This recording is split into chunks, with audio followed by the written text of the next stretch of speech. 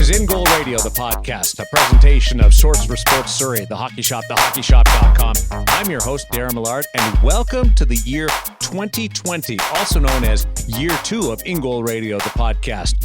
This is sort of still the holiday season as we round our way back to a regular routine. And instead of taking the week off, we thought, wow, we wouldn't do a full episode, but wanted to make sure you got your goalie fix.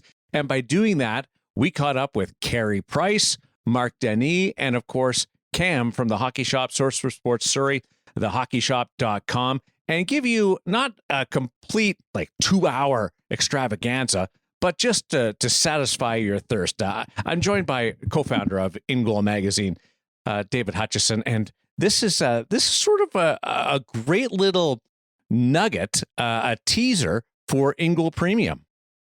It is, I think, and Happy New Year, by the way, Darren, and to everybody out there. I hope we can survive this week without Kevin. I think that might be the reason that the show is going to be a little bit shorter than usual. We probably have plenty of content. I wasn't even actually going to mention that Woody isn't on with us today. I wanted to see if people noticed, but now you've let the cat out of the bag. Sorry. It's okay. That's why we go through a full rehearsal. No, we don't do that. But no. This is the Carey Price conversation in particular is a real look behind the curtain. I think it is, and it's a nice episode because it really outlines what we intended when we first put Premium together. We've always had this feeling that we're so privileged to be able to meet with these guys and get a little slice of what it's like, as you say, behind the curtain. And we want to be able to bring people with us. So I would say that maybe these interviews aren't really the full meal deal that we often have for a podcast episode, but it is the kind of thing that we do grab from time to time and would throw up on the Premium site in between episodes for people to listen to. In fact, the Marc Denis interview has been up there for 3 or 4 days for our members to listen to already. And we've had a little taste of the Carey interview already. But the Carey interview in particular, which is all of about 5 minutes of Woody in the dressing room with Carey, you can hear the hubbub all around him. It really gives you a feeling for what it's like to be Kevin and just hang out in the room with these guys after practice. So I think it's a nice interview that both interviews really gives a feeling for what we intended to accomplish with Premium in the first place. A lot going on around the Montreal Canadiens. I mean, I forgot that Marc Denis ended his career with the Montreal Canadiens, but also shared a net with Patrick Watt, not with Montreal, but with Colorado, and is now one of the great broadcasters in our game. And then you have Carey Price discussing things like Butterstack and then also going down the road of practice habits and what he does and changes his approach to certain drills, and whether it's a goalie friendly practice or just a regular practice. So there's a lot going on in this episode, and also questions for Cam, which takes us to the Hockey Shop, Source for Sports Surrey. Yeah, I got to catch up with Cam for the first time this week on my own. I mean, I've been into the store many times to do that, but in the sense of taking the reins from Kevin for the questions for Cam segment. And so I got a chance to catch up with Cam. And as everybody knows, the Hockey Shop in Surrey, BC, that place that Kevin calls a little slice of goalie heaven. And I have to tell you, I couldn't agree more. You can really get lost in that floor downstairs that's all dedicated to goaltending. You go in and down that left side, there's just row after row of every pad you could ever dream of, and all sorts of different colors, gloves and sticks. And it's really a goalie's dream. And it's a dream because the staff in there are so knowledgeable. They've all played the position. They're there to help you, and they're willing to take the time to make sure that you find just the piece of gear that you need, and that it fits you and fits your game to a T. I should mention that it's already a place where you can get fantastic deals, as we know, especially our friends like you in the United States, where your dollar goes so much further than ours does. They've extended their Boxing Day sale, where you can get up to 50% off now up until January 5th. And hopefully you've listened to this episode by then. You should go check out thehockeyshop.com/goal and see what all the deals are for yourself. There's things like older models that are still fantastic gear, like the Bauer Vapor 1X pads. You can get them for half the original price now. I've seen $300 off skates, $100 off sticks. And as we will discuss in this week's episode of Questions with Cam, there's some great pro return sticks available at the Hockey Shop right now too. So some of them, not just pro return stuff, but they're actually cheap as well. $100 off in some cases. So go check out what they have. We're going to have a link with this episode at ingoalmag.com, but the Hockey Shop, thehockeyshop.com in Surrey, BC, we thank them for supporting us here at In Goal Radio. I had never used a pro return stick, but I got on that bandwagon recently, and it is like life-changing as far as the position, playing the puck. Tell me about it. It's I'm not going to tell you exactly whose pattern it is, Okay. but boy, like it's a CCM stick, which I always use anyway. Okay. But it just my ability to play the puck has increased by 50%. Being able to not just the lob passes and throwing it up the middle or for a stretch pass, but just those little quick ones and being able to handle a puck crisper. There's a big difference between that top end stick and what I had normally used, just for budgetary reasons. And if you get a chance to slide into a pro return stick or something of that level, it is incredible. I was skeptical about how much it could change, right. and it's awesome. I'm a big fan. Hey, on the goalie geek and goalie nerd spectrum, I watched Marc-Andre and Malcolm Subban at the end of practice the other day, and they were just sitting there after the center ice stretch, and Malcolm grabbed Fleury's glove and put it on. And they were having this conversation between two guys that know each other extremely well. They've been partners for 3 years, and they were discussing trappers and just in the middle of the ice at the end of practice and having. I didn't get a chance to chat with them about what it was, but and I'll do that in the next couple of days. But it was just a cool thing to do that at that level, at that experience, those accomplishments. Marc-Andre is now 6th all-time in wins in the National Hockey League alone. Big week. And they're just sitting there talking gear in the middle of the ice. And it's not just us. It's guys at the highest level and position of the goaltending world. So true. I mean, what struck me is how normal they all are. You know, they grew up like you and I did, wanting to play the position. There's nothing different about that upbringing that changed who they became today. They're goalie geeks at heart, so many of them. I think Kevin recounted the story before about sort of the room opening up to Malcolm for a chance to speak with him because he mentioned it was In Goal and Malcolm had grown up reading our stuff. It's great to be able to bump into these guys, and what a fun story for you to be able to see these guys just going back to being kids again.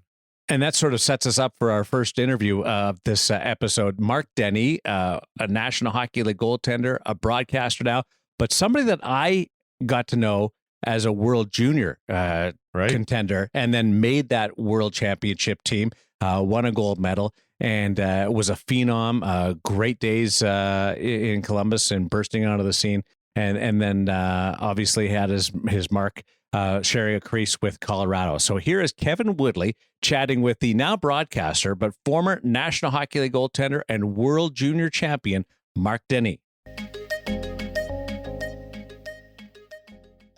Okay, so Marc, we're just going to jump right in. Working now for RDS, but after you retired after your last year with the Canadians in 08-09, you spent 1 year as a goalie coach. Yeah. With Chicoutimi. Yep. Walk me through the process. Did you know that TV and this side was what you were going to do? Were you thinking goalie coaching? Like the second stage of your career, how'd you come to this? Well, right off the get-go, we went back and lived in Chicoutimi where we built a house during my playing days. And I decided I wasn't going to do anything full-time. Next thing you know, I was doing a bunch of things and it ended up being probably more than a full-time job. So I did a little bit of radio. I did a little bit of TV. And I started overseeing the goalies because Sylvain Rodrigue had just gotten a job with Edmonton as one of their goalie coaches, scout and development coach. And he was the goalie coach there. And I said, sure, I'll do it part-time because that's pretty much a job that was there during the junior days. And I had just retired, basically, kept skating until October. So first part of the job was more almost working out with them and trying to accompany goalies through their process and junior goalies. And I had two rookies with me that year, Chris Gibson, who's still around in the AHL and has a little bit of NHL experience, and Robin Gus, who was a very good young goalie. And yeah, just started trying to process what the job was, but also trying to teach, which was big and kept me in the game and kept my passion for being a goalie. So that was a great challenge. I think today this is almost 10 years ago or 9 years ago, and I'm probably outdated a little bit with all the techniques and being a coach, but it's always been on the back of my mind. I always try to watch very carefully what goalie coaches are doing. When you look back at that year, how much of it was technical and working with them on the ice on, sort of what would have been modern stuff at the time?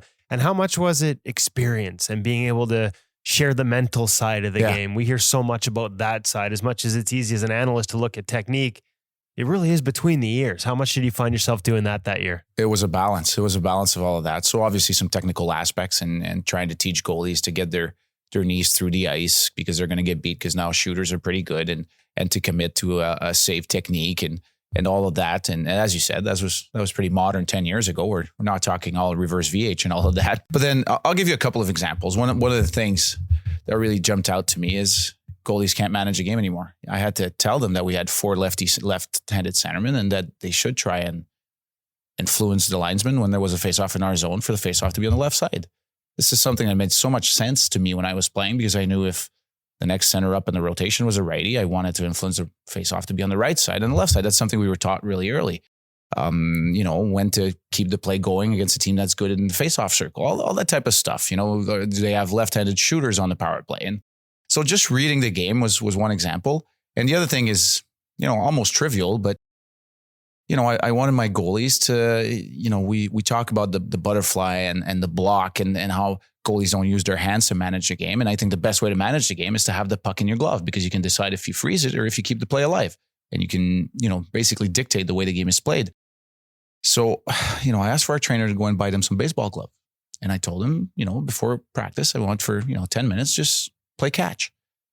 When I went for the first time, these goalies couldn't play catch. They didn't know how to play ball. They didn't know how to play baseball. We grew up playing baseball in the summertime, playing multiple sports. So these are all aspects that I kind of figured that, you just need, you need to watch video and you need to get technical, but you also need to take them by the hand a little bit and help them out. Do you think we've lost that a little bit, that playing other sports? I mean, being around the game and kids now, it seems like, not to criticize, but it seems with development now, I mean, they're goalies only at like 8, 9, 10 years old and not playing other positions, let alone other sports. Absolutely, Kevin. You know what? I see 8 and 9 year old kids that are probably better technically than I was when I was playing in the NHL. That's all they are, which is great to some extent, but they need to enjoy the game. They need to read the game. They need to be students of the game. And I think that's been lost as well with obviously not being able to play other sports and, go out and play soccer. It's good for your cardio. Go out and play baseball. It's good for hand-eye. It's, go out and play something else. Play tennis, play golf, because you'll understand that, the individual sport aspect of being a goalie, which is an individual task in a collective sport, in a team sport. So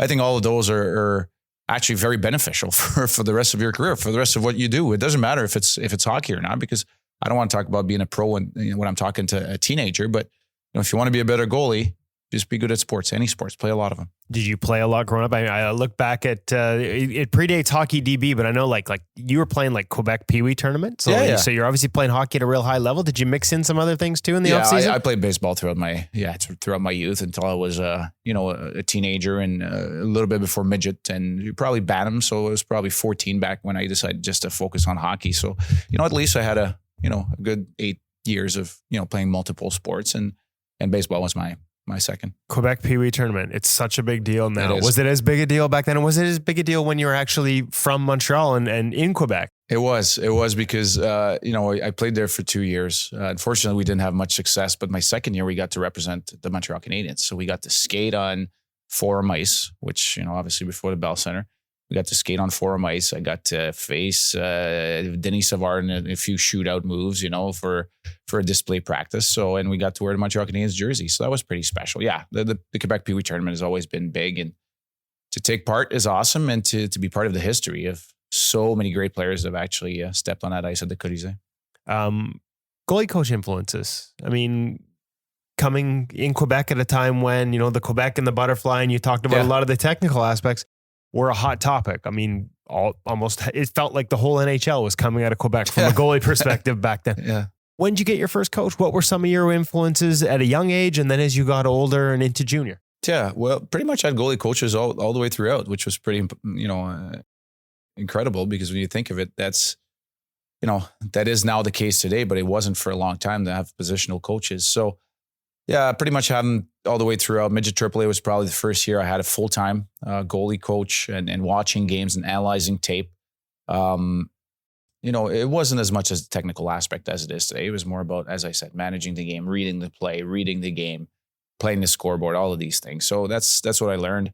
There were part-time jobs a lot, midget AAA, even in the queue. And then, eventually I got to, even in the NHL, Jacques Cloutier was just, he was an all-time coach or a full-time coach and a goalie coach. So it was pretty amazing. But I got to rub elbows with the likes of François Allaire and Benoit Allaire, of the great goalie coaches line there in Quebec, and a lot of them that helped me out until I made it to the NHL. Did you go to the, like, Allaire was famous for the summer schools? Yeah. Were you one of the guys that was out there? I did one. I wasn't, I wasn't a goalie that was there every single summer, as I said, because I played other sports. So I wasn't there every time, and I didn't become a teacher, but I did go to his hockey school, obviously, and he was a great influence. I probably wasn't your most technical. I'll leave that to guys like J.S. Jaguar back in my days, but yeah, obviously we learned to play the game that way. Okay, drafted 25th overall by the Colorado Avalanche in 95. You only played 28 games with the Avs kind of as you came through their system, but in camp, at camps, when you were up, Patrick Waugh, that era, what was that like as a young goaltender, watching him, developing your own game, having him, was he an influence? What was that whole experience like with the Avs? He was. I got drafted when he was still with the Montreal Canadiens, so I got to play my first ever exhibition game against him at the Montreal Forum, part of the Avalanche, which was really the former Nordiques. They were playing the Nordiques preseason schedule, so that was quite something. And then, during that first season, he got traded, and my second camp, he was there. I got to start my professional career with, watching him and being his backup for my first full-time season. The first 2 pro years in the AHL, I was more up and down, and, coming in to play when he was injured, and then, going back down to play a lot of games when I was 21. So my first full season backing him up was awesome. Yes, he was a great influence. We didn't share too many years or anything, but, he was, I wanted to push him if that's even possible, to push one of the greatest of all time. And he wanted to be pushed, but we worked together as well. So, and I learned a lot just of the way he would actually go through the ups and downs of a season, and how he would interact with his teammates, and how he would step up sometimes in the dressing room after the second period. And you knew he would just shut the door after that because he wanted his team to step up and win that game. So all of these things, he was a great leader in his own way. He would do anything to win a hockey game and to win series and so on and so forth, and cups and eventually everything. So that was pretty tremendous. That was amazing. And 1995 draft there, funny story for you there. It's still a record, right? 4 goalies drafted in the first round. And back then, it was J.S. Jaguar, Marty Biron, and Brian Boucher. So we were all between 6'1" to 6'3" probably for Marty. And Marty was a smaller guy, probably 160, and I was probably one of the heaviest, 195. And you know what? They said that we had great size back then. We'd all be really little to play at the NHL level nowadays, but that's how she went. It's incredible how it's changed. That's just, nowadays, I think ago. 6'3", you talk about trends. As much as the trend is 6'5", 6'6", 6'7", I had a goalie coach recently tell me in his mind 6'3", maybe 6'4" is your max. Yeah. And then and then if you're in either side of that, you actually have to overcome your size, both as a big guy. Yeah. The difference is the big guys get the opportunity. The ones who are on the other side of that spectrum just don't even get the chance anymore. Yeah, they need to be on the tee, right? They need to be so precise in their movement, in their positioning that, And you know what? Elite shooters have become better as well. They shoot harder and they're more precise now. And Deception. The way they show one thing, it's just, the game's incredible and right now. The quickness and this, the quickness which they can release that puck. It doesn't have, they're moving their feet around. They're not moving their blade around anymore, and they're able to release that really quick. So it's amazing. I love the game. 5 years with the Blue Jackets. 02-03. You played 4,511 minutes, 77 games played. At the time, it was a record for minutes played. Yeah. What are you seeing? I mean, we're seeing the trend towards tandems in the NHL, workhorses outside of, the odd guy. Frederik Andersen obviously jumps. David Rittich this year. You see that trend now as a guy who played that many games. Like do you kind of shake your head like, hey, come on, guys. Is it that hard? Or have you seen the game change to the point where you fully understand why they're going the way they're going? No, I don't think I fully understand. I come from that era of relying heavily on the number one guy and kind of living and dying through that goalie. And Eastern time zone team in the Western Conference playing 77 games was probably too much. Let's be honest. We didn't make the playoffs. Obviously if we had, I don't know if it would have been the right recipe for success in the playoffs because it's a long season, but At the same time, there was no doubt in my mind. I was just playing, and I wasn't going through the motion. I was just playing. I was managing my energy levels, but I wanted to play. I was part of a solution night in, night out. You become contagious. You become part of your team identity, which I really like. I think that has gotten lost a little bit, but at the same time, teams that are able not to rely too heavily on a goalie usually have longer sustained success. It's sustainable. Talk about this team here, Montreal Canadiens. They've relied on Carey Price so long. It's not that they didn't get success, and Price was tremendous, has been the best in the league for a while, but it also led to, some disappointments from a team perspective. And now they're trying not to rely as much on him, which is probably a good thing. And that's why we're seeing, that magic number probably being, instead of, 65 to 70, which was a number back when I played, it seems to be around 55 to 58 now. Yeah, and you obviously got to have a backup to be able to pull that off these days. Couple more, Tampa Bay, and then the last year in Montreal. Couple of years in Tampa, and then last year in Montreal. Was it about going home, playing that season there? What led you, and what was it like? Like you said, you played that first preseason game in the Forum. What was it like to have that year? I know it wasn't all with the Canadiens, but to have that experience to play for your hometown team. Yeah, to play for the Canadiens is, it has really brought, I guess when you're talking about full circle for a career, played my first preseason game in the Montreal Forum, got my first win against Montreal in the old McNichols Arena when I was part of the Avalanche, got my very last start and last win at the Bell Center playing for Tampa, and got my last ever NHL appearance playing for the Montreal Canadiens, my last season wearing their jersey for 18 or 16 games. I was a backup for Carey Price and Yaroslav Halak as they were starting their careers. So I'm not going to sit here and just kid myself. I signed with the Montreal Canadiens because I got bought out by Tampa. I didn't stop enough pucks there. I didn't win enough games. That's the bottom line. I'm not looking for excuses. I'm looking straight in the mirror and saying I could have, should have done better. At the same time, I'm not sour about it. I came to the Montreal Canadiens because they showed interest right off the get-go on July 1st when I became, for the first time, probably not in the best of circumstances, but a free agent nonetheless. And Julien Brisebois and Bob Gainey showed interest. They gave me a few days to think about it and see if I was going to get a one-way contract. When that didn't happen, I didn't hesitate. So yeah, it was part of coming back home, but living away from my family and going to Hamilton, although I had a great season and got to work with Rolly Melanson and Carey Price and Yaroslav Halak, was awesome, but it was a little too tough. And that's not what I wanted. That's not the way I wanted to go out. So I guess I'm not that sour because I found my game. I found my confidence. I found my groove back. But that was the end of the line. And I'm fine with that. Absolutely. 10 years later. And does it help lead to the transition of this? Like, enjoying this job? Yeah. I am. We see goalies like crazy in this job. Are we just the smartest guys in the room? High hockey IQ is all I'm going to say here. But I'll tell you this, I don't care too much to see my mug on TV, but I love talking about the game. I'm passionate about it. And, hopefully we can bring a little added value to the people watching at home. And sometimes maybe some goalie pointers as well is not a bad thing. Last one, getting to see Carey up. I mean, we're obviously big fans. And, when people ask us who the best in the world is, I always point to those player polls when they always ask the players who the toughest guy to beat is. And he's always that guy. Getting to see him as a guy who you were on the ice with him when he first started, and Stefan Waite, watching them work on an everyday basis. What can you tell when you get to see that? What would you tell a young goalie from those examples that you get to see on an everyday basis that make them so great? Well, watch them work. They're an elite tandem. You're talking about one of the best, if not the best goalie coach in the NHL level. You're talking about one of the best, if not the best goalie at the NHL level. So, obviously a lot to learn just from watching. That being said, Carey is at his ups and downs number-wise. He's had a tough month in November, but he's been able to bounce back every single time. And as I said, this is a team that's not relying as much on him, so maybe it gives him more grade A chances because they're not trying to protect the goalie all the time. I think when they're playing well defensively, it gives him the opportunity to shine, and you can see why he's considered the best. We sometimes get, tough loving and tough opinion when we're in Montreal and, we're saying he's the best in the world. But as you mentioned, you get the player polls, you get the GM polls. I mean, he's having a bad season and he's still in the Vezina running. So that tells you how important he is to the NHL and to the position. And he's just, so talented, but has been throughout his career learned to modify his approach and his off-ice regimen in the summertime and off season and even on off days to be ready for the next step. And I'm very fortunate as far as a goalie is concerned anyway, as a former goalie to be able to watch him on a nightly basis. Oh, we consider ourselves fortunate that you took this time to talk to us. I know our audience, all the goalies are going to love this, Marc. Thank you so much for doing this. Awesome, Kevin. You guys are doing a great job. Thanks for having me.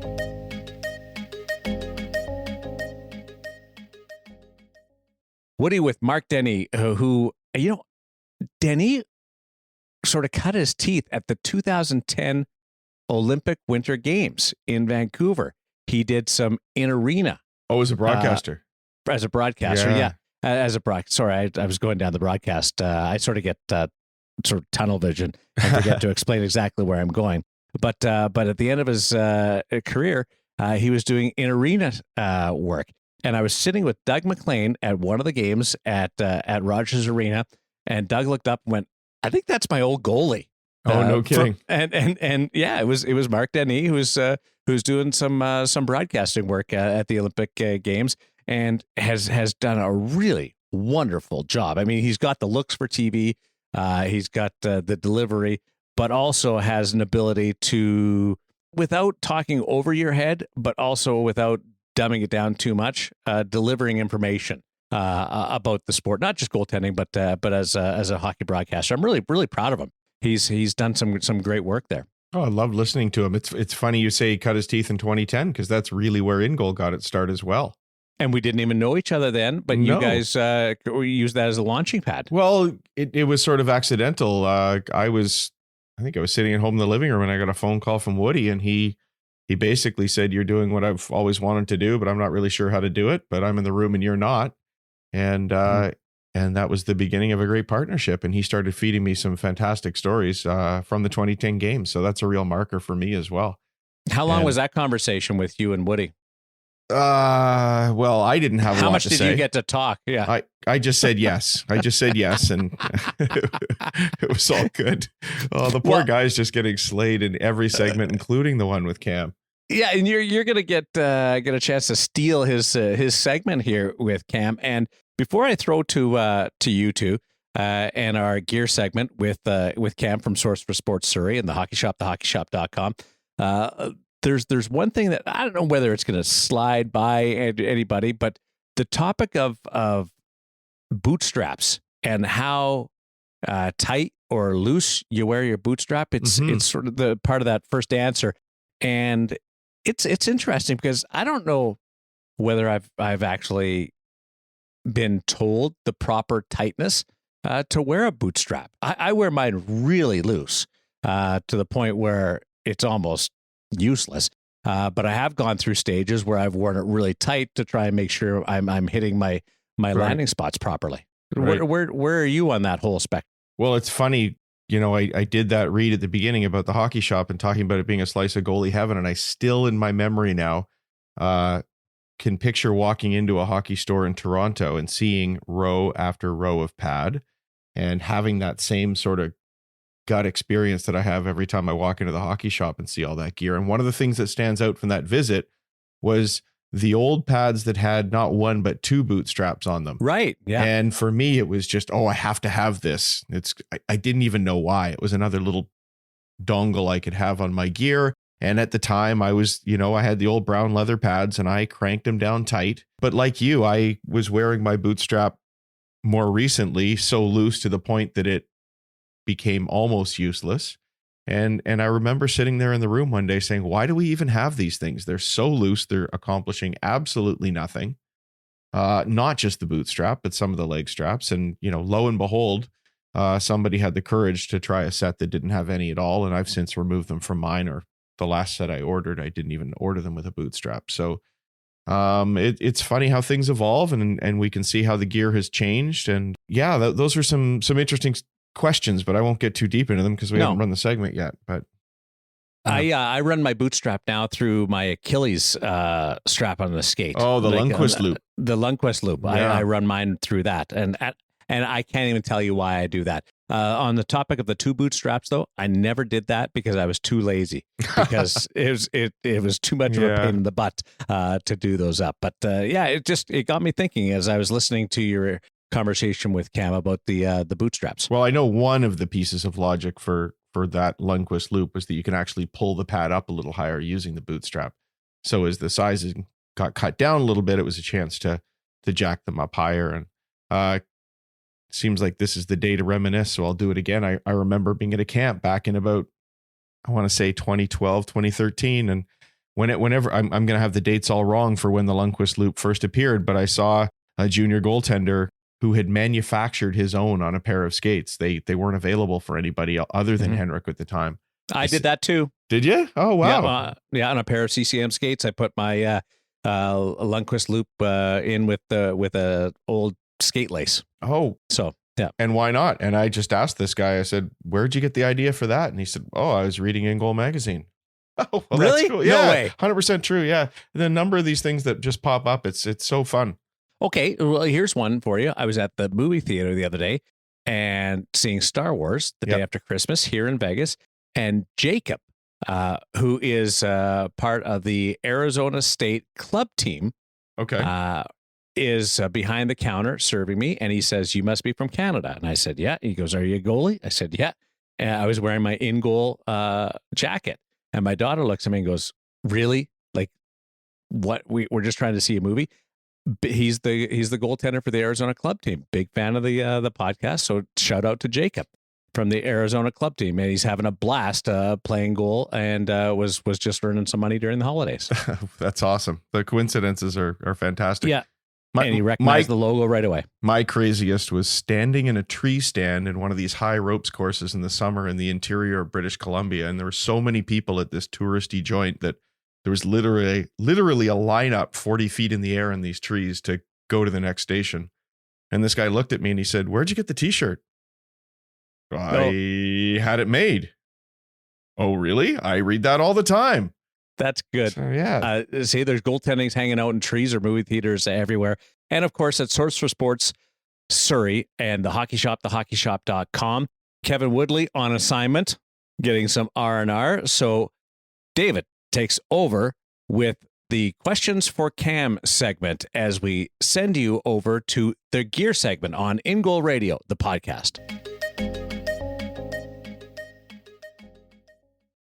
Okay, goaltenders, goalie parents, goalie fans, we are here with our good friend Cam from the Hockey Shop, and you're hearing a new voice on this segment.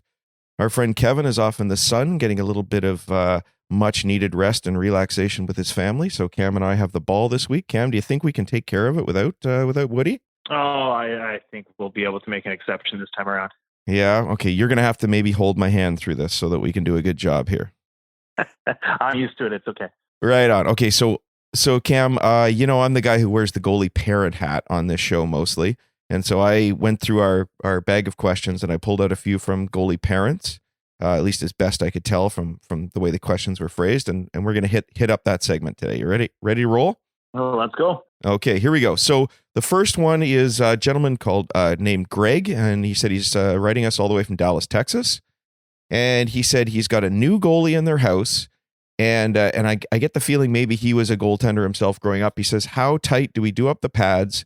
Has it changed since the new Velcro closures came in and the leather straps have gone out?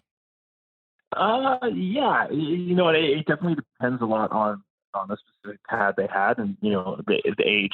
So I'm assuming he's probably, in a youth sizing and whatnot. A lot of the basic youth pads, like CM, Y Flex, for example, or Power Prodigy. They're going to be pretty much an all Velcro configuration with a leather boot strap. You want to keep that leather boot strap on the looser side of things. You want to make sure that skate can kind of drop out of the pad and get close to the ice, because if it's too tight, it hangs up the skate and almost makes it parallel. And that causes a lot of stress on the hips and the knees. So, you want to kind of build that good habit to start out with. And then when it comes to the Velcro straps, I want to make sure that it's somewhere in the middle of not too tight but not too loose. That one you can use a bit of preference depending on the pad they are using. But it's obviously finding what's comfortable for, your young goaltender and what seems to be looking best on him and how it's fitting. Awesome. So yeah, I know it used to drive me crazy as a coach. I'd see these young kids come on the ice and mom or dad had cranked those straps as tight as they possibly could, probably the way I used to in the 1970s. And the poor kids couldn't move the pads.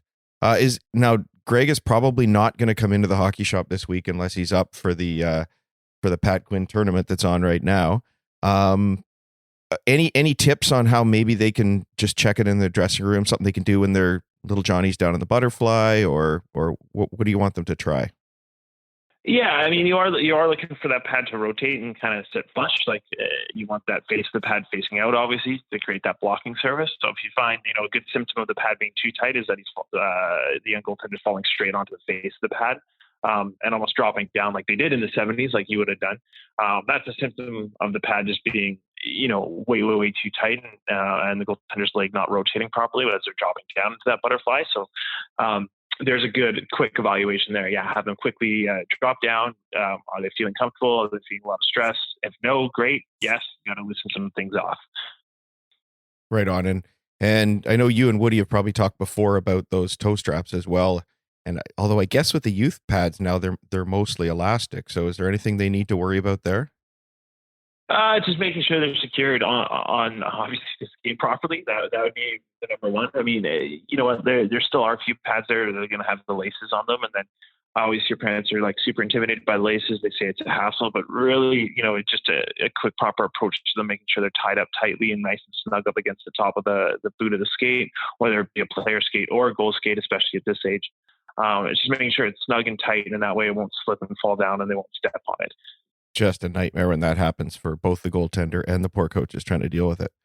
Okay. Okay. So that hopefully, Greg, that helps you out. And if you have any more questions, you can certainly fire them our way and we'll help you out with that. Okay. So the next one we have is from Cheryl in Toronto, Ontario, the center of the hockey universe. Our son has been using association gear, but we're thinking of getting a new set for him. What's the best gear for young kids? Now, that's probably a tough one brand-wise for you, but maybe you could give them some guidelines or something. Yeah, the tough thing is I don't necessarily consider something any better than the other. It's just everyone's got their own different version of their technology. Some, facets might work better for some goalies based on, their play style and what they're still learning as kids. I mean, basically, again, as you're transitioning out of that association gear, that probably means you're in about a junior category. And across the board, everybody's offering, what is a great junior pad. Basically, everything's a Velcro setup nowadays, whether it be through all the way from, CCM, Warrior Vaughn, even Brian's, and don't forget Bauer, obviously. They're all offering some sort of Velcro strapping system. So it's really what's going to work easiest for, your son and or daughter as they're learning to get dressed by themselves. That's a big one. So looking at pads that, they could possibly do it themselves, they feel comfortable in, they can move properly. Those are all kind of the basis. I can't necessarily say that, again, that one's better than the other, but, start ticking off those boxes as you go on. Is this pad, is this glove, is this block going to work for my son and daughter? Because A, they can close it, B, they can move well in the pads, C, well, blocker's a blocker, but it has to fit properly on the hand as well. So got to kind of tick off all those bases as you go through. And I know it's really tough for families because as the kids are growing fast and gear is expensive, but you really got to be careful that you're getting something that fits them properly if they want to play well and have fun. Exactly. I mean, we obviously personally fit for, a little bit extra growth from inside the pad because we do want that to last too long, but obviously there's only so far you can kind of extend that. So, if the pads completely don't fit or the blocker don't fit, especially in the gloves, like gloves can't close, pads you can't drop down the butterfly properly without hurting your knee potentially. Blocker, you won't be able to pick up the stick because you can't grab it because there's too much palm in your hand basically. So those are all things you definitely want to avoid for sure. And we're starting to see the guys in the NHL. I mean, Freddie Anderson was talking to Woody about making his gear a little smaller, and guys are getting better as they get smaller. So we don't have to freak out and get something that comes all the way up to the waist for pads or, adult size gloves on a kid. Like, get something that works for them. Definitely. Exactly. I mean, yeah, there's a good example at the highest level saying, maybe I want to go something a little bit smaller. Yeah. Like the most important thing for kids is to be able to move well and to learn that technique. So let's give them something they can move in. All right. So, we're flying through these things without Kevin talking. That's a small jab there. Yeah. Oh, really? Was it? Oh, sorry. I didn't mean to jab at all at Woody. That'll come later. So, okay. So we are flying through, but maybe this will be the briefest questions for Cam segment on record. Here goes. Here's the third and the final one from one of the goalie parents. Anthony on the coast, it says. I don't know if it's left coast, right coast, east, west, but anyway, Anthony is somewhere from the coast. And he wants to know a little bit about sizing a stick. He said, I hear it's not about your stance and your blocker position.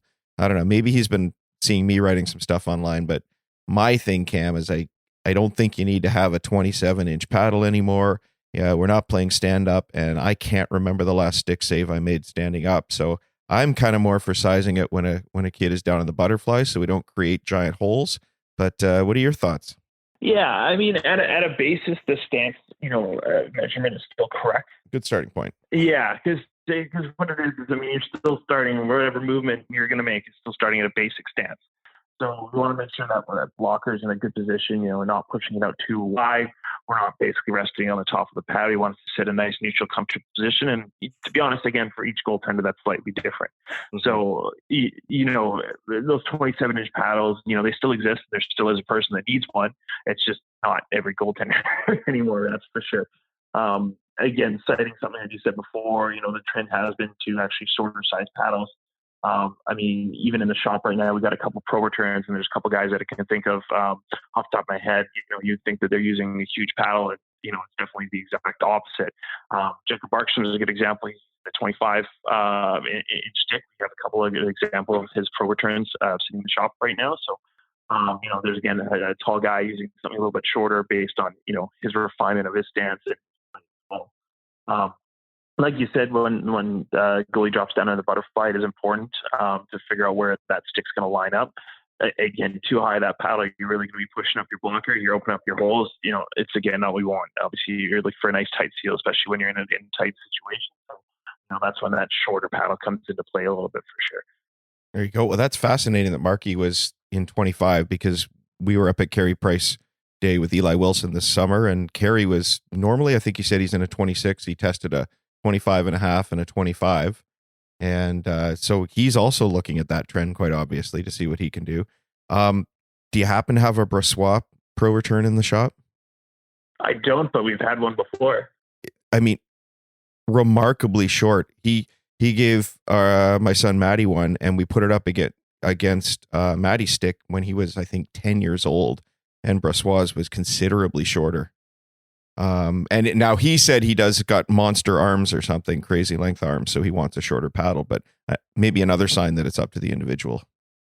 Exactly. And that's where, some of those individual points come into play. Like I remember seeing like a Darcy Kemper one coming through before the rule change, and it was a 28 inch. So, wow. There's still guys out there that are using, crazy size paddles for sure. So, and yeah, to your point, I think that Brassois stick, the one that we had, I think we measured out about a 24 and a half inch paddle. So like, again, it's a great example of someone using something tiny, but he's like, 6'5" off the top of my head. I can't remember. Big boy, yeah. Maybe. Yeah. So that you actually bring up an interesting point there. And you said you measured them. Now, not every manufacturer measures the same, do they? No, and that's the thing, whether it be from the heel of the stick to the actual top of the paddle, or from basically the paddle where it meets the heel all the way to the top. There's a couple different ways, curves, lies all come into play when measuring the stick. So ultimately, the best thing is that if you're looking at a new one, bring what you were using to compare it to your new one, especially if you're switching brands. Right. And is there any sort of guideline? Is manufacturer X a little shorter than manufacturer Y? And so if Johnny's friend is in a 26, but maybe Johnny uses a different brand, like how do we compare them? I do usually find that the Warrior sticks are a little bit on the smaller side in comparison sizes to, especially a Bauer and a CCM, which I find are quite even now. Okay. Yeah, like I said, the best idea would be to bring especially what you're using in, and if you are looking to change a stick, or find what you were using on the wall, obviously fresh, and use that as your comparison factor to, your set stick potentially if you're switching bands or whatnot. All right, sounds good. Now, you were just talking about some pro returns in the shop. Do you want to talk about the pro returns you've got in? You want to tell us what's going on there? A real quick plug. We definitely have a few in stock. Find them up on the website, I believe, under our stick category at thehockeyshop.com under goal. There'll be a section for pro returns, and I'll give you some quick insight into kind of what we got in stock. I believe we take pictures of most of the sticks that we have, and we have them up on the website ready to rock and roll for sale. So what is a pro return? Can you just tell people about that? It's obviously not one they used in a game and sent back, is it? No. So these will all be fresh batches of sticks that pros have either rejected or at the end of the year have sent back because they have extra stock from the team, for example.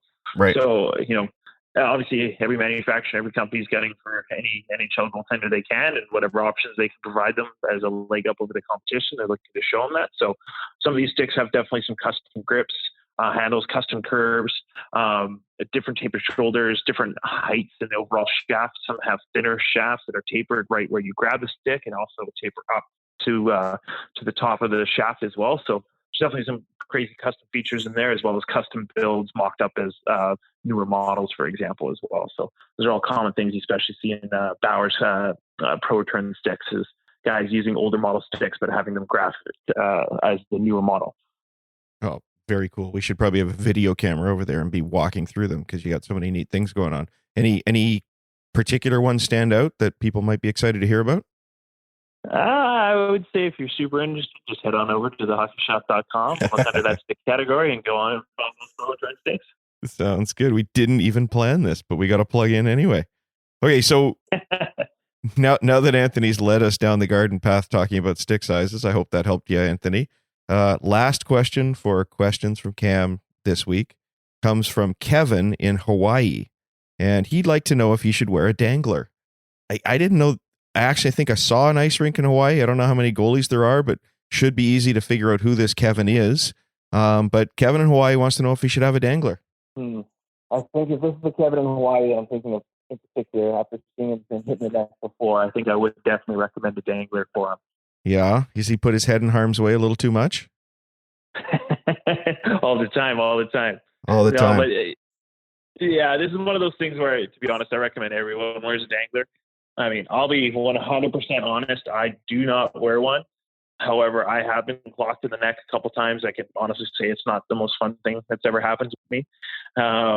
You know what? If you're a parent, especially as a goalie starting out, I'd highly recommend you put one on their helmet right off the bat. This way they get used to it and hopefully, ideally, continue to use it throughout their playing career. I, as someone that started a little bit later, had that option, never put one on, tried to put one on, and just couldn't get used to it myself. So that's currently why I still don't wear one.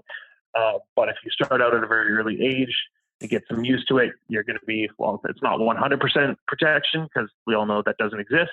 But that said, it is giving you basically as many tools in this toolbox as you possibly can get. Yeah, highly recommended. Woody, wherever you are in Hawaii, grab a dangler, put it on that helmet. Any tips about purchasing ones? It kind of looks like a dangler's a dangler, but I'm not an expert. To a bit of a degree, yeah. You have a couple different options. You have some branded options, some unbranded. Like Nash in particular does make a rounded style. Something that you saw a little bit of older previous goalies like Patrick Waugh used to wear a rounded dangler. In comparison, it's just a bit of the shape. It's not necessarily, one's better than the other. Mm-hmm. That said, you're basically just looking for a standard. A dangler senior is going to fit a senior mask. There are some that are made that are a bit thicker in comparison. They call them like pro styling. I know we carry one in particular from Vaughn with those kind of specs. So in theory, they're all made out of the same plastic. It's just some are a little bit thicker than others, and some have brand names, some don't. So those would be the basis of buying a dangler right there. So again, come on into the hockey shop and check with the experts and ask them what's best for you. Exactly. Okay. Cam, really appreciate you taking a little bit of time out on your holiday to chat with all our listeners and to answer a few more questions from Cam. It's a super popular segment, and we're really excited about it. Hey, not a problem, Dave.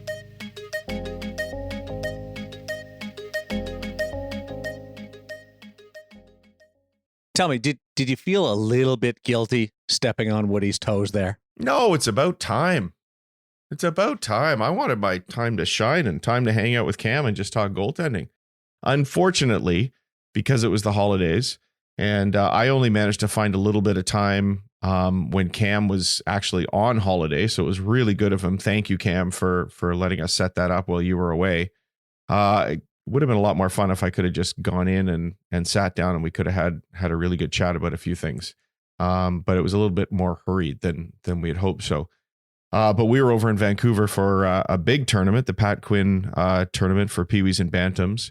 And Cam said the shop was absolutely hopping with all the folks that were in from town, including from Arizona that you had just talked about. I wonder how many pairs of skates they sharpen a year in that place. Oh, unbelievable. It'd be great to know. It'd be great to know. And so many, I wonder if it's more now that people are starting to use a couple of sets of blades with their skates too. Right. Yeah. I mean, that would be just one of those like wild numbers. I can't even fathom to guess what it would be in the thousands. I've got an idea. Okay. Get on your computer, open up your email, write to podcast@ingoalmag.com and send in that question. And maybe one of our guys could take it to Cam.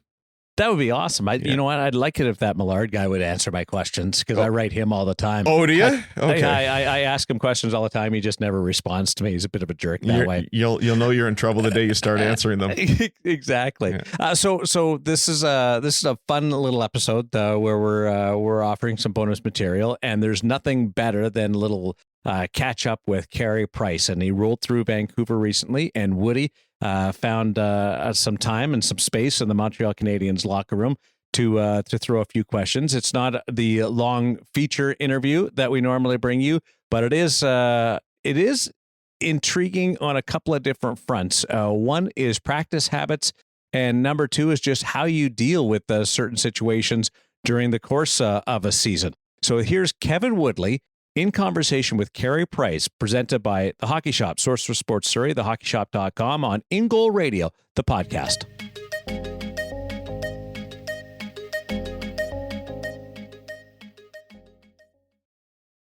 How do you find the balance between playing a game on instinct and perfecting technique in practice? What advice would you give the kids looking to find that balance? Well, practice, obviously, you're trying to be perfect. So I think you do that, and I feel like that should just translate into games. If you're practicing the right way, it should get the ball rolling right into the games and not be so difficult to think about doing the right things when you're naturally doing them. Is there a time, when you're trying to perfect things in practice, can it become something you think about in games? Or how do you find that line between not thinking once the puck drops in a game versus trying to slow? Steph talked about slowing things down in practice. Yeah, and then I just think during a game too, that everything doesn't happen perfectly in a game either.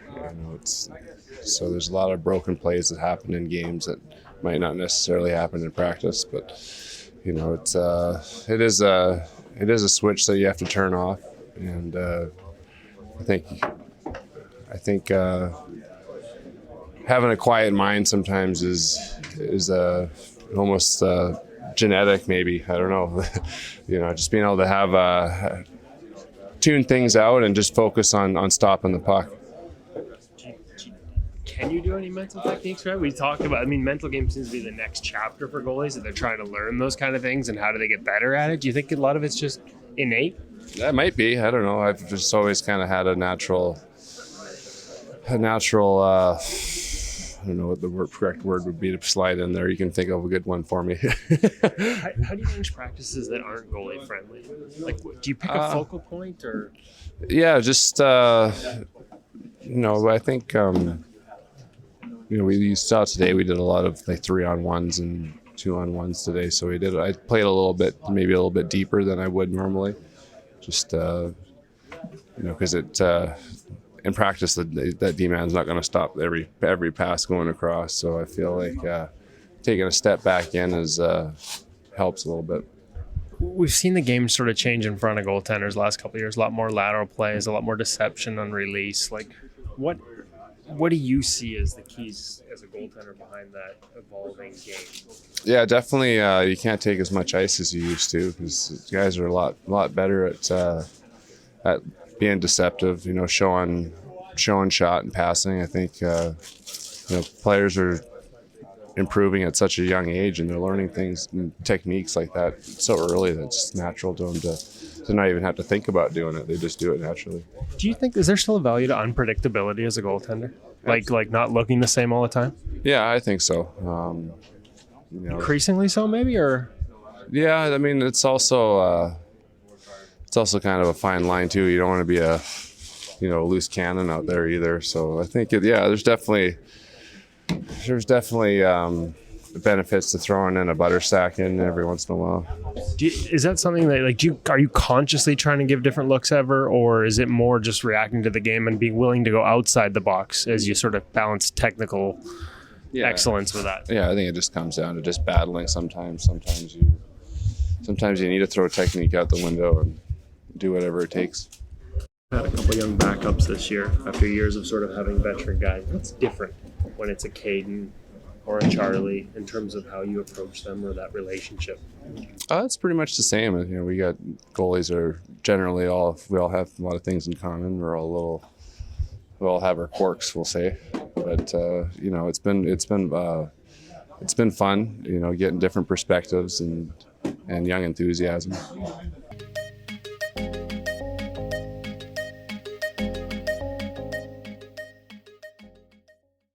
Short, sweet, but so cool that you get 4-5 minutes with Carey Price.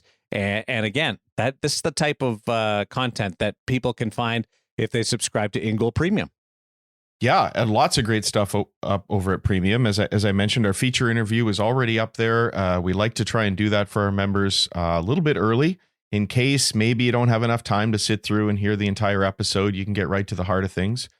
We're putting things up almost every day. There's a nice new piece up there with Jake Allen right now where he talks about his switch to a new type of gear this year, new brands, some of the customizations. He uses more practice gear than most people I've heard of, so it'd be fun for you to head over there, take a look and see what we've got going there. There's a new pro read with Craig Anderson, which I find particularly interesting because it's less about how he read the play and more about his save selection, and it was very individual to his style and probably should be to mine as well, as a bit of a vertically challenged goaltender. We have to get him to talk about the backstroke blocker save at some point too. Yes, wouldn't it be? Yeah, we should definitely do that. There's also a new column. We have one called Ask the In-Goal Goalie Dad. And really? Yeah, and it's actually, we had all I can say is he's a professional writer who has been in the business for a long time. He's got a couple of high-level goaltenders in his family, and he wanted to do this column for us. Oh, it's not you? It's not me. And the funny thing is, I'd already started to detail some of the things I would do for some goalie parents when we reached out. He wants to stay anonymous. That I can understand. Even I was a little worried that, you know, if I got too opinionated, what might that do to my kid's position in the game? So he's answered one question already that was sitting in the mailbag, and then we've also set up an email address quite specific for the parents. If you've got questions as a goalie parent, whether you've got, you know, a 5-year-old putting on the pads for the first time, or you're struggling to navigate the waters of bantam and midget hockey, or whatever level it might be, just send them in to goaliedad@ingoalmag.com. We'll get them off to our resident goalie dad, and he'll start answering them for you. Can you tell us what that first question was, and maybe paraphrase, or maybe it was really just a routine for kids when they're struggling in practice, and it was one that I'd actually asked, and I'm sure we'll still get an answer from Pete Fry, our resident mental expert.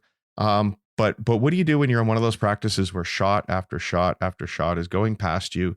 You're getting frustrated. You know what it feels like. The frustration just builds, and then more goals start going I can't in. say I do, actually. No, because you never practice. Right. But well done. Yeah. But no, so that was actually a really good one, because as a parent, you can see it happening. You feel kind of helpless. What can you tell your kids so that they've got an opportunity to sort of reset? So really like that one. Really good one to go at. So yeah, just a good feel for what's going on at Premium. And as we said, we'll have a few smaller things like this Carey Price interview. I love this one. I mean, think about all the answers he gave us in that 4.5 minute interview. How long would it have taken Woody to give those same answers? It would have been a 2-hour episode anyway. Guaranteed. So because Carey is so concise and has so much to say in so few words, he basically gave us a full episode right there in 4 minutes, didn't he? I love his ability to have stuff roll off his back. Like Carey, he's cerebral, but he's absolutely calm and almost emotionally void and I don't mean that as any type of slight, but it's a real ability to control his environment and thrive in that environment. Yeah, to remove that emotion from the game. Yeah. Maybe not void, but yeah, I know what you're saying. Absolutely.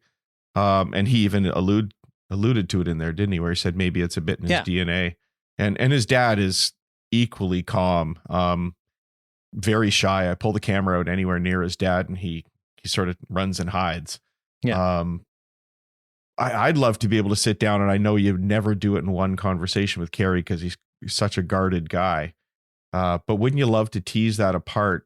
The bit that's in his DNA, that bit that we all see about him, and yet he had his moments early in his career in Montreal where he got quite emotional. And how did he navigate those waters, and what helped him get to where he is today?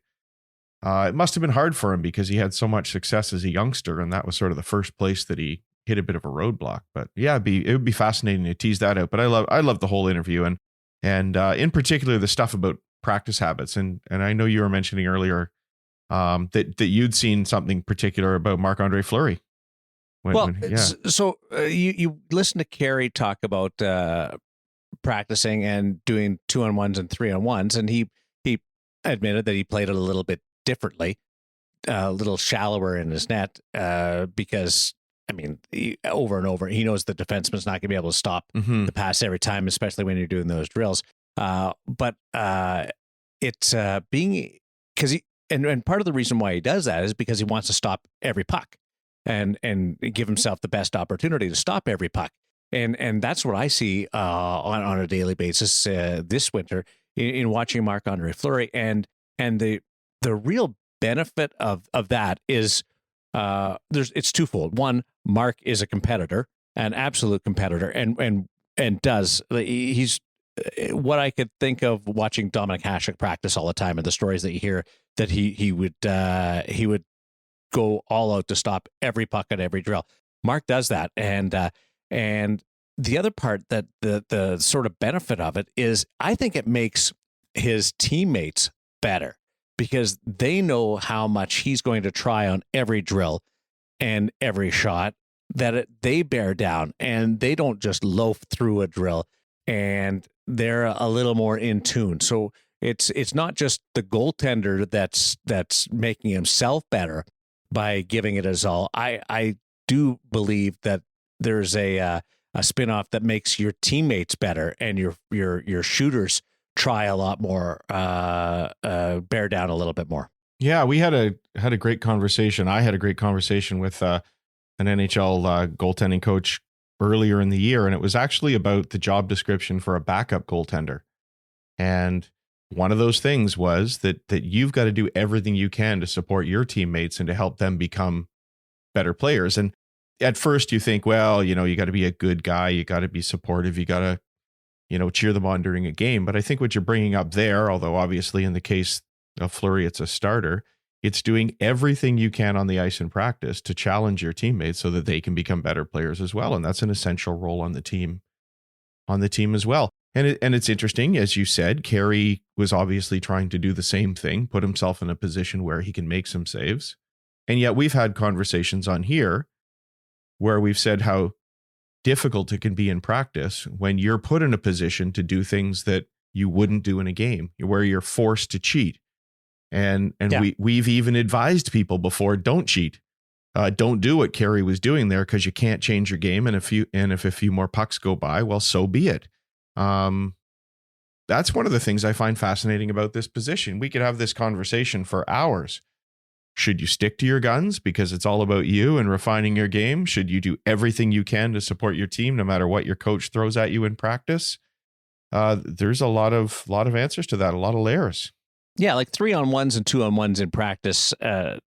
Players and skaters, the forwards in particular, don't necessarily play that the way they normally would in a game situation. It's right. They're a lot looser. They're trying different things.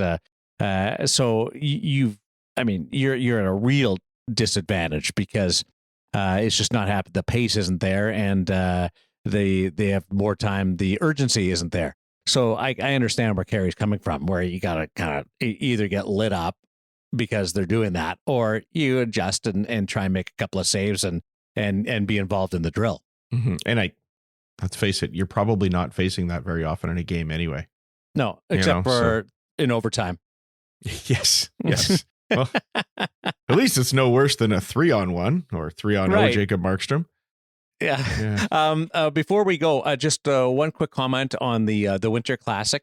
I didn't think it was possible, but they set a record for the tallest goaltending matchup in outdoor game history. No doubt. with Pekka and Ben. But man, that gear that Ben wore was cool, and I was shocked.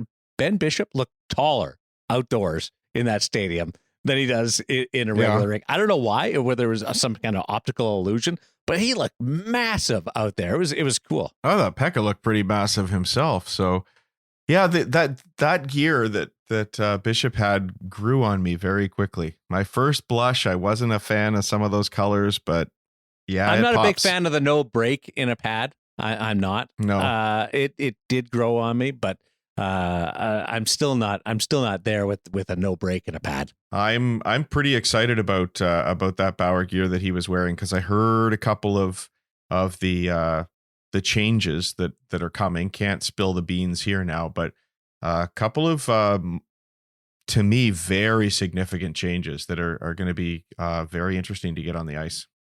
Well, yeah, in the World Junior Championships, we're seeing some of the gear are rolled out. That's been cool to watch. And congratulations to Zach Fucale.